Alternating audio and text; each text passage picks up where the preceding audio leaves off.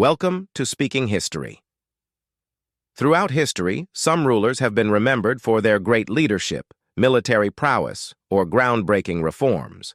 But among the long line of kings and emperors, there are those whose legacies are far more scandalous. Their reigns weren't just defined by political ambition or warfare, but by an insatiable hunger for pleasure and indulgence. These rulers were notorious for their affairs, infidelities, and sexual escapades that shocked their courts and the world. In this video, we dive deep into the lives of 5 such rulers whose lustful desires and outrageous behaviors became as infamous as their rule. Let's explore the dark and controversial side of power.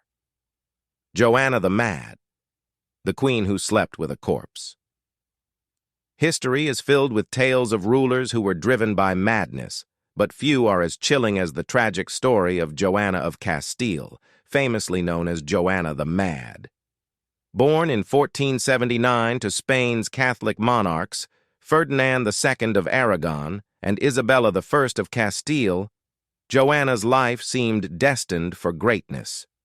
However, beneath the royal titles and grand alliances lay a mind ravaged by obsession, heartbreak, and uncontrollable madness. Her story takes a dark and ghoulish turn, culminating in one of the most bizarre episodes in royal history, Joanna's undying obsession with her husband's corpse. It all began in 1496, when Joanna was married off in a political alliance meant to strengthen ties between Spain and the Holy Roman Empire. Her groom, Philip the Handsome, the son of Emperor Maximilian.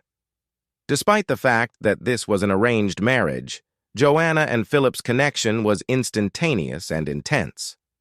Legend has it that they were so drawn to each other that they demanded a priest bless their union immediately, so they could consummate their marriage without delay. Their relationship, at least on Joanna's side, was a burning fire of unrelenting passion. But what started as a whirlwind romance quickly spiraled into tragedy. While Joanna's love for Philip was boundless, Philip was far less devoted. As one of Europe's most notorious playboys, his reputation as a womanizer was unmatched. He wasn't called Philip the Handsome for nothing. His dashing looks ensured that women eagerly flocked to him, and he was all too willing to indulge them. He had countless affairs, making no attempt to hide his infidelities. And while this broke Joanna's heart, it also seemed to deepen her obsession with him.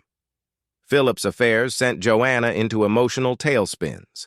She oscillated between bouts of deep depression and manic episodes fueled by jealousy and paranoia.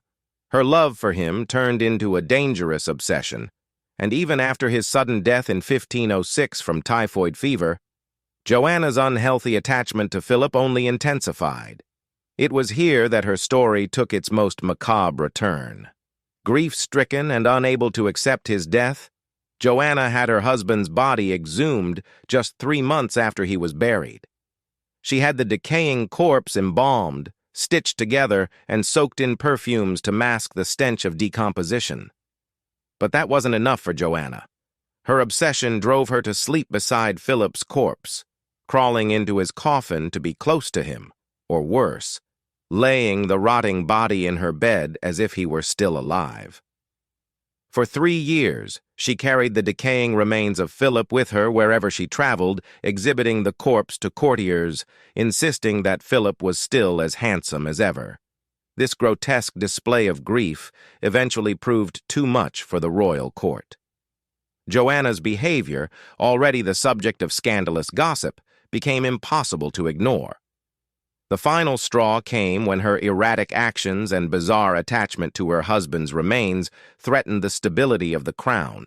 In the end, she was declared mentally unfit to rule and was forcibly confined to a convent for the remainder of her life. Joanna of Castile's story is not just one of madness. It's a haunting reminder of the dangerous power of obsession and the depths of despair that love or lust can drive a person to.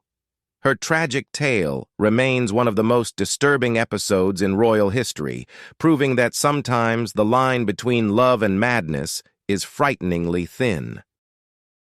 Emperor Jing of Han, the father of a brood of degenerates. Emperor Jing of Han, reigned 157 BC, 141 BC, may have been a wise and capable ruler on the throne, but behind the palace walls, his household was a cesspool of deviance, cruelty, and twisted desires.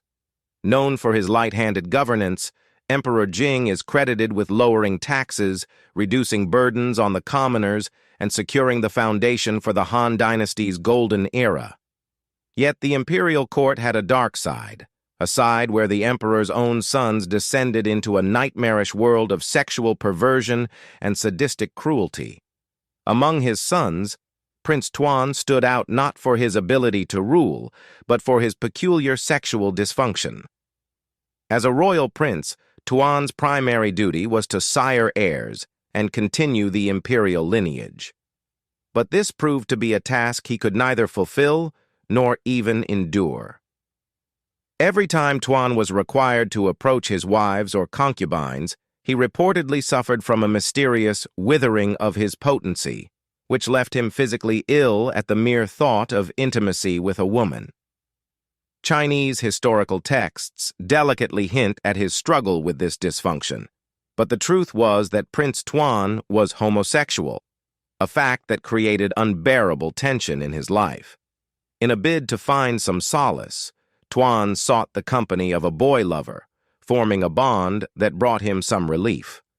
Unfortunately for Tuan, his lover was not exclusively interested in men. The boy had a wandering eye for women as well, particularly for Tuan's harem. Unable to satisfy the women of his harem himself, Tuan was left humiliated when he discovered that his lover was secretly enjoying the company of his concubines. What should have been a convenient arrangement turned into a deadly disaster. Enraged by jealousy and betrayal, Tuan's frustration boiled over, and in a fit of fury, he strangled his lover to death with his bare hands. But Tuan was not the only deviant in the imperial household. His brother, Prince Chu, took cruelty to another level. Where Tuan was troubled and insecure, Chu was downright sadistic. In one chilling episode, Chu whipped one of his concubines before personally beheading her. The violence didn't stop there. He tortured another with red-hot irons for reasons known only to him. When his wife accused one of his concubines of infidelity, Chu gathered his entire harem and forced them to witness the accused being whipped and burned with hot needles.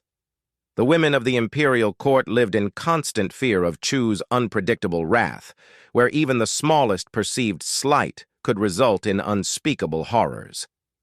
Yet, despite their vile actions, Princes Tuan and Chu paled in comparison to their brother, Prince Qian, the most monstrous of all. Where Tuan was plagued by shame and Chu by violence, Qian thrived on a sick pleasure in tormenting those around him. His lust for power and control led him down a path of grotesque cruelty. Unlike Tuan, Qian had no issue with women. He reveled in their suffering. He forced his own sisters into incestuous relationships, and when they resisted, he simply took what he wanted by force. But his depravity didn't end with his sisters. Qian's concubines and wives endured unimaginable torment under his hand. For the slightest offense, he subjected them to degrading punishments, forcing them to sit naked in trees for days or compelling them to march in time to a drum without rest. Others, he simply left to starve. His madness extended beyond human cruelty. Qian derived a sick pleasure from drowning young boys and girls in the palace lake, watching as their desperate struggles for survival both amused and aroused him. It wasn't just Qian, Chu, and Tuan who were engulfed by this tide of depravity. The entire imperial family seemed infected with a perverse streak. Ancient Chinese sources recount how male members of Emperor Jing's household frequently engaged in incest with their sisters and female relatives, and there was no shortage of stories about their willingness to force themselves upon any married woman that caught their eye. What should have been a noble, regal family at the pinnacle of China's greatest dynasty became a breeding ground for cruelty and sexual degeneracy that left a permanent stain on the Han dynasty's legacy. Charlemagne, the emperor who slept with his sister and had a dark obsession. Charles the Great, more famously known as Charlemagne, 742 to 814, was one of the most powerful and influential figures of early medieval Europe. He wasn't just a king. He was a military genius who built an empire that would forever change the landscape of Europe. Under his reign, the Carolingian Empire stretched across Western and Central Europe, uniting vast territories under his control. By the year 800, he was crowned by Pope Leo III as the Emperor of the Romans, a title that symbolized his dominance and created the foundation of the Holy Roman Empire, which would last for 1,000 years, only ending when Napoleon came along. But beneath his glory and the massive accomplishments that defined his public life, Charlemagne harbored dark, twisted desires that have made him one of the more scandalous figures in history. His legacy wasn't just one of conquests and crowning achievements. It was also a tale of incest, necrophilia, and the disturbing secrets that shadowed the life of a man who shaped Europe. While his public persona was that of a mighty and noble emperor, behind closed doors, Charlemagne was involved in a shocking relationship with his own sister, Gillen. Medieval accounts, often filled with tales of scandal and intrigue, report that Charlemagne and Gillen shared a secret, incestuous bond. Not only did they cross the ultimate taboo by becoming lovers, but Charlemagne is even said to have fathered a child with her, a son who was both his nephew and his son, named Roland. Roland would go on to become a famous figure himself, remembered in the legendary epic The Song of Roland, but the nature of his birth was shrouded in whispers of sin. Consumed by guilt over his forbidden desires, Charlemagne's internal torment eventually led him to seek redemption. It is said that he traveled to the tomb of Saint-Gilles near Nîmes and prayed for forgiveness for his incestuous relationship. According to legend, an angel appeared during his prayers and placed a parchment on the altar, declaring that Charlemagne had been forgiven, on one condition: he must never repeat the sin. While the story of the angel's visit is most likely myth, many modern scholars believe that the incestuous affair between Charlemagne and his sister was real. However, sleeping with his sister was far from the worst of Charlemagne's depravity. Beneath his royal robes and crowns lay even darker impulses, ones that stretched into the macabre and unspeakable. Various 9th-century texts refer to Charlemagne struggling with a deeply shameful secret sin. This unspeakable sin was one that he reportedly carried with him for years, unable to confess it, until he finally broke down and sought absolution. So, what was this horrifying secret? According to many scholars, Charlemagne was obsessed with corpses, and not just in a clinical, detached way.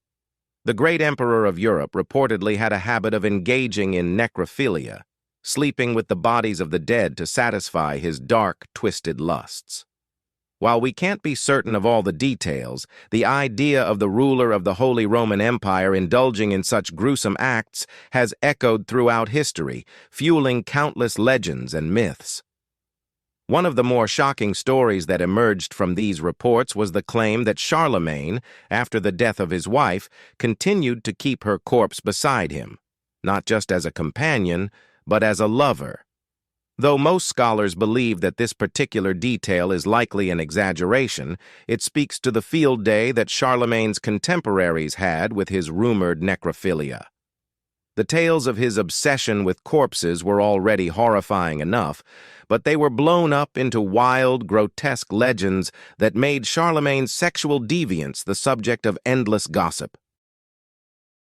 Herod the Great, the king who spent years sleeping with his dead wife.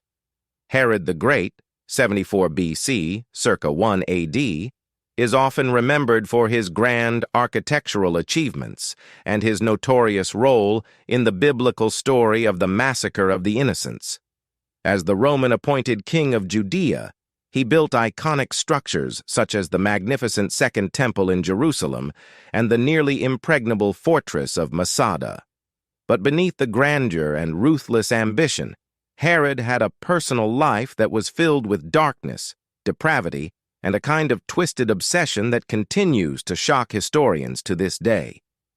While many know him from the Christian Gospels, far fewer know the disturbing details of Herod's private life, especially his ghastly relationship with his wife, Mariamne, that crossed all lines of morality and sanity. Herod was not just a tyrant. He was also a royal pervert, a man who took his passions to grotesque extremes, even indulging in necrophilia with his beloved wife's corpse for years after her death. Herod's marriage to Mariamne was political at first, a way to secure his claim to the throne of Judea. Mariamne was a princess of the Jewish Hasmonean dynasty, and by marrying her, Herod not only gained a beautiful wife, but also tied himself to the royal bloodline of his people. Her beauty was legendary, and Herod was absolutely smitten with her, obsessed to the point of madness. But there was a dark side to this infatuation. Herod's love was poisoned by a suffocating jealousy that would ultimately lead to disaster. While Herod's love for Mariamne burned intensely, the feeling was not mutual. Mariamne, understandably, harbored nothing but hatred for her husband. After all, Herod had ruthlessly eliminated her family members, killing her brother and uncle to secure his power. Even more grotesque, Herod's father had murdered Mariamne's father and preserved his body in a tub of honey, a bizarre foreshadowing of the macabre turn that Herod's obsession with Mariamne would later take. Despite the deep animosity between them, Herod and Mariamne had 5 children together, 2 daughters and 3 sons. But their domestic life was far from harmonious. Herod's paranoia and insecurities continued to fester, and like a tragic hero in a Greek play, his jealousy finally reached its breaking point. As the years passed, Herod's jealousy over Mariamne grew so intense that he could no longer trust her or anyone close to her. Consumed by suspicion and driven mad by his possessive love, Herod ultimately ordered Mariamne's execution. It was a horrific betrayal, but not entirely surprising, given the bloody path Herod had already carved to maintain his throne. And it didn't end there. Herod also had his 2 eldest sons by Mariamne put to death, fearing they would seek revenge for their mother's murder. At this point, Herod's cruelty and paranoia had reached monstrous levels. But what followed next was even more shocking and perverse. Despite ordering Mariamne's death, Herod could not live without her, literally. His grief for her was intense, almost beyond understanding. He would often break down in uncontrollable fits of weeping and plunged into a deep depression. But his inability to let go of Mariamne went far beyond normal mourning. According to the Talmud, Herod had his wife's body preserved after her execution, and for the next 7 years he kept her corpse by his side, fulfilling what ancient texts chillingly describe as his animalistic desires. Yes, Herod the Great, the powerful king of Judea, spent years having sex with the embalmed body of his dead wife. In a horrifying twist, Mariamne's body was preserved in the same way her father's had been, embalmed in honey. The idea of Herod continuing to engage in these grotesque acts for 7 years is almost beyond belief, but historical records suggest that his perverse obsession with Mariamne's corpse was very real. This wasn't just the act of a man unable to move on from his beloved. It was the extreme perversion of a ruler whose unchecked power and twisted desires led him down a path of unspeakable deviance. Even in death, Mariamne was not free from Herod's possessive grip. Herod the Great's name may be associated with the construction of great monuments and his brutal political maneuvers, but his personal life casts a disturbing shadow over his reign. His obsession with Mariamne and his descent into necrophilia reveal a man whose power not only corrupted him politically, but also twisted him emotionally and sexually. Herod's reign was filled with bloodshed, treachery, and ambition, but it was also marked by a deep and disturbing darkness. And while the Second Temple and Masada may stand as monuments to his rule, it is the shocking details of his personal life that leave an indelible stain on his legacy. A legacy not just of a king, but of a madman driven by grotesque desires. Tiberius, the dark side of Rome's most secretive emperor. When we think of the most notorious Roman emperors, names like Caligula, Nero, and Elagabalus often come to mind.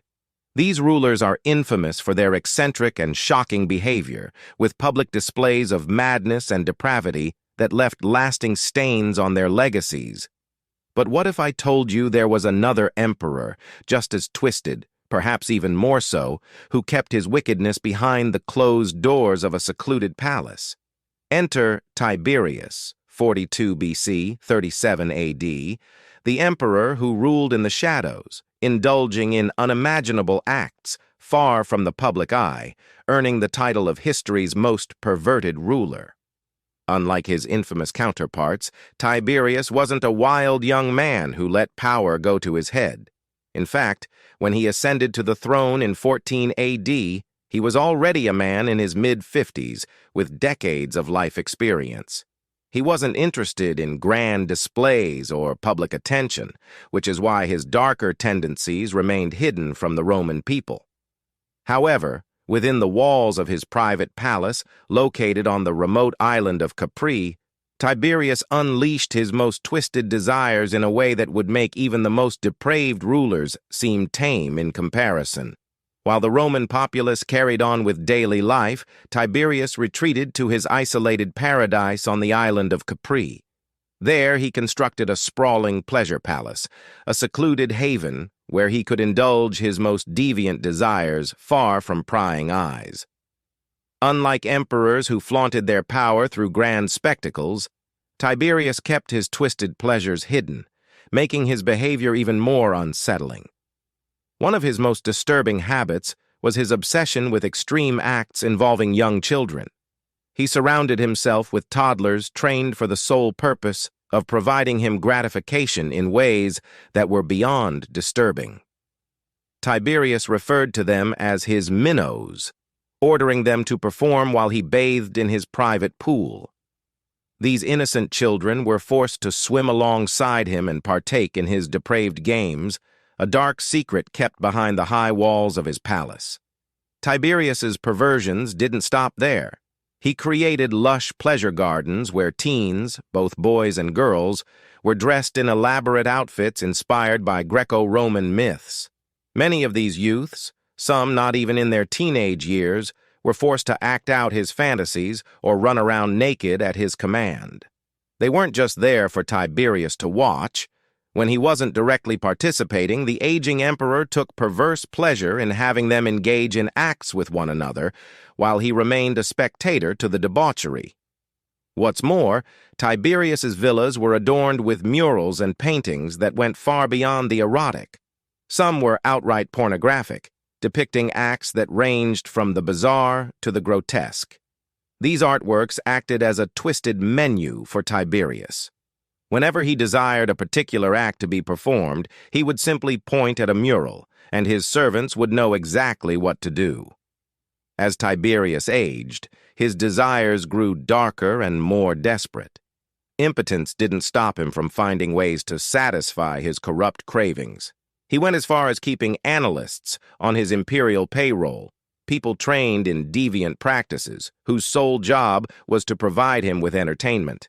These individuals, both men and women, were often forced to engage in acts of extreme perversion, performing in front of the emperor to reignite his waning passions. Perhaps most horrifying was Tiberius's obsession with infants.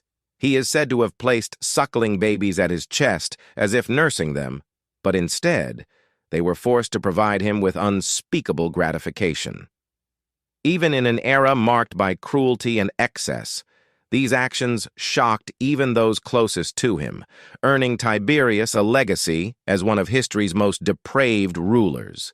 Tiberius's reign may not have been filled with public scandals like those of Caligula or Nero, but his hidden vices paint the picture of a ruler whose desires were as dark as they were secret. Far from the eyes of Rome, he created a private world of indulgence and corruption, where innocence was stolen and perversion reigned supreme.